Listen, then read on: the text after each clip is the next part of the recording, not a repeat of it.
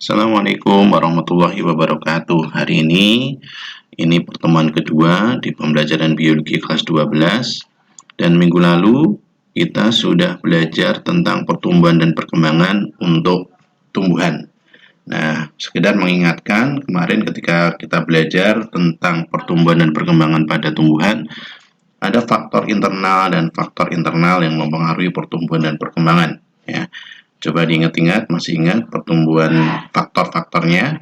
Ada internal, ada gen, ada hormon, kemudian faktor eksternalnya. Oke, coba diingat-ingat. Ya. Nah, sekarang hari ini kita akan belajar untuk pertumbuhan dan perkembangan pada hewan, ya.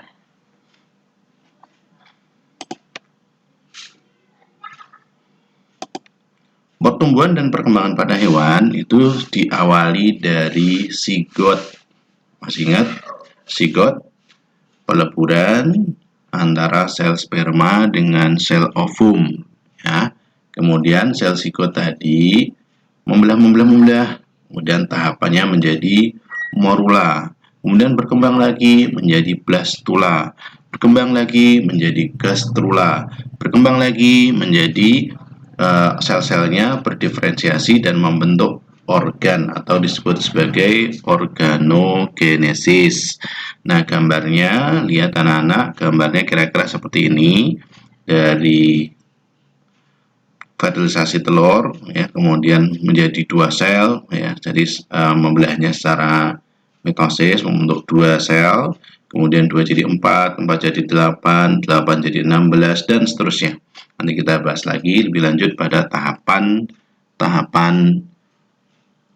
embrio. Nah, sebenarnya pertumbuhan dan perkembangan pada hewan itu dibagi menjadi dua dulu, yaitu tahap embrio dan tahap pasca embrio.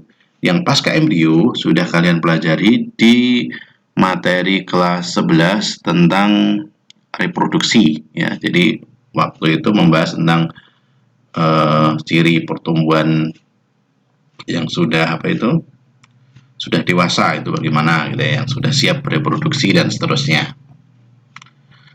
Kita lanjut, kita bahas yang pertama dulu, yaitu tahap morula. Morula itu adalah awal tahap yang pertama, embrio yang memiliki 16 sampai 64 sel.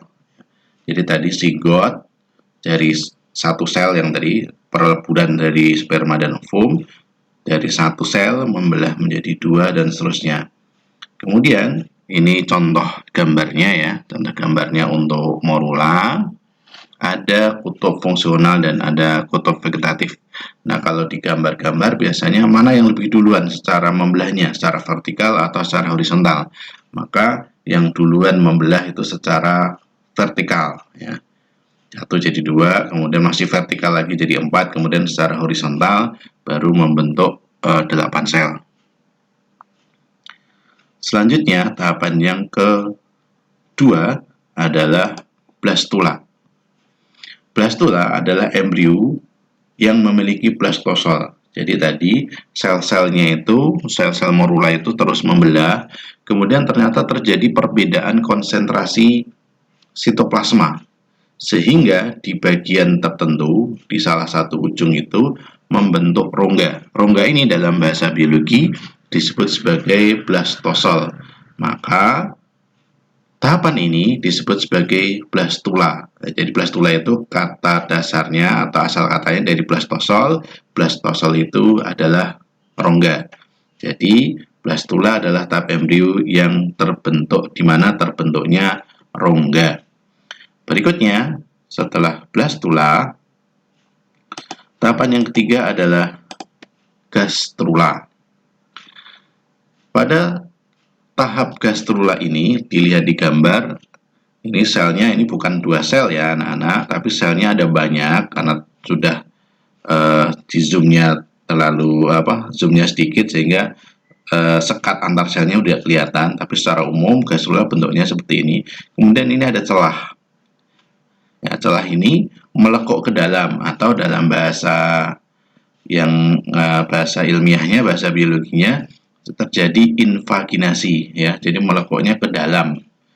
Sehingga nanti dari proses invaginasi ini nanti akan terbentuk 3 lapisan embrional. Ya. Masih ingat bahwa dunia hewan itu ada klasifikasinya berdasarkan lapisan embrional. Ya, ada hewan diploblastik, ada hewan triploblastik. Masih ingat di pelajaran kelas 10 dulu, yang triploblastik kemudian dibagi menjadi 3. Ada pseudocelomata, ada acelomata, dan ada celomata ya. Jadi kalau nanti diploblastik maka dia akan punya 2 lapisan embrional, kalau triploblastik punya 3 lapisan embrional. Ini mengingat saja di kelas 10 ya. Berikutnya, tahapan yang keempat kita sebut sebagai diferensiasi dan organogenesis. Ini Bapak singkat D dan O biar nggak terlalu panjang. Ini sudah memainkan faktor gen ya. Jadi ini kekuasaan Allah di mana tidak ada yang memerintah sel gitu ya, kecuali Allah tadi. Tapi dari sel yang sama ini ternyata berdiferensiasi, membentuk sel-sel yang berbeda dan pada akhirnya nanti membentuk organ yang berbeda. Nah, dari 3 lapisan, dari 3 lapisan embrional tadi ya, yang terbentuk di akhir masa gastrulasi itu masing-masing nanti berkembang menjadi organ. Ektoderm atau lapisan yang paling luar nanti dalam wujudnya akan berkembang menjadi epidermis, lapisan paling luar, kemudian rambut, kelenjar minyak, kemudian ada sistem saraf ya. Kemudian kalau mesoderm, lapisan yang tengah, ini ada nanti perkembangannya menjadi tulang, jaringan ikat, otot, sistem peredaran darah, sistem ekskresi, dan sistem reproduksi. Kemudian kalau yang endoderm yang paling dalam akan menjadi sistem pencernaan, sistem pernafasan, pankreas, hati, serta kelenjar gondok. Bayangkan saja ini sebuah lubang ya, lubangnya ada 3 lapisan yang seperti drum gitu ya. Kemudian paling luar namanya ektoderm, paling dalam namanya endoderm, yang tengah namanya mesoderm. Nah, tubuh kita juga bisa dibayangkan sih kalau kalian lupa endoderm, mesoderm, ektoderm nanti berkembangnya menjadi organ seperti apa. Bayangkan saja bahwa tubuh kita itu sebenarnya seperti benda yang berlubang. Lubangnya yang mana? Dari mulut sampai anus. Nah, dari mulut sampai anus itu organ-organ itu terbentuk dari lapisan paling dalam, namanya endoderm. Kemudian yang di luar-luar, yang kasat mata, yang kelihatan, itu ektoderm. Nah, selain itu, bisa kalian tebak kira-kira berkembang dari lapisan mesoderm. Ini kira-kira 4 tahapan tadi, yang dari morula, blastula, gastrula, diferensi, dan organogenesis. Ya, biasanya akan ditanyakan tentang cirinya. Jadi kalau morula itu cirinya apa?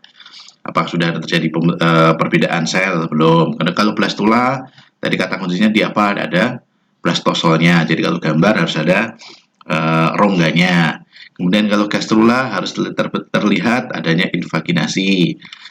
Ya, kemudian jangan lupa terbentuknya lapisan embrional itu di akhir masa gastrula. Kemudian diferensiasi dan organogenesis sudah mulai membentuk organ-organ yang dibutuhkan. Nah, kemudian kita lihat tahap pasca embrio. Ini embrio sudah selesai ya, sudah terbentuk organ-organ, berarti embrionya sudah selesai. Kita lihat tahap pasca embrio. Ya, ini secara umum yang saya ringkas. Nanti embrio tadi berkembang menjadi janin ya, kemudian lahir sebagai bayi, kemudian jadi balita, anak-anak, remaja, dewasa, dan lansia. Jadi secara ukuran ini berkembang terus ya, kecuali dewasa ke lansia itu secara pertumbuhan sudah tidak ada. Kemudian perkembangan juga sama sampai dewasa. Kemudian nanti mengalami fungsinya udah mulai berkurang lagi di lansia. Jadi anak-anak, tahap pasca embrio ini selain kita melihatnya dari sisi pertumbuhan dan perkembangan yang semakin meningkat ya, tapi ada sisi lain juga. Kalau kita ingat lagi ya, ini di situ juga ada perkembangan tanggung jawab. Jadi semakin kalian dewasa, makin kalian besar, itu ada beban tanggung jawab yang meningkat. Kalau dulu nih waktu kalian bayi dimandiin gitu kan, mas balita kadang-kadang dimandiin, kadang-kadang enggak.